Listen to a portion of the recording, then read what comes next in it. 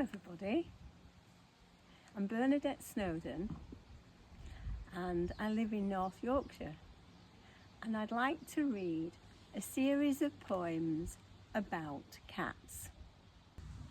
I hope you enjoy them, and the very first poem I'm going to read is called When Cats Go Missing. When cats go missing, where do they go? Are they falling out and hissing? No, they're at meetings. Meetings that go really slow. The next poem I'd like to read is called The Cat Visitor. There is a cat who visits the old and the frail. He listens to them and replies with purrs and wails. Where he came from, nobody knows. He just sits at their feet and he warms their toes. They feed him and they love him as they stroke his fur. He washes his paws and he looks up and he meows. I will always stay. And they say, we had a cat just like you. And he purrs, this cat I knew. The next poem is called Street Cat. There's a cat down our street.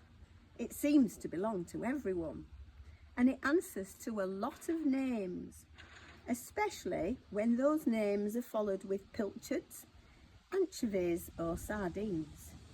Nobody knows who the owner is. They say cats are never owned. They choose their companions. They don't belong to anyone. The cat visits whoever takes its fancy each day, and the lucky person feeds it.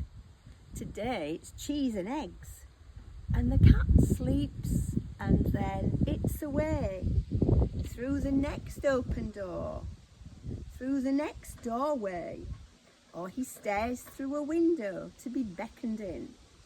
The cat, the opportunist, a chance not to be missed. Or is it inquisitive? Maybe it cannot resist. The cat has lots of different names. Hello. This is a book which has more poems about cats. It's also got poems in about cats, water and concrete.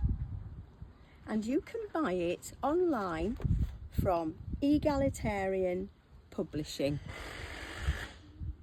I hope you've enjoyed my poems today. See you next time. Bye bye.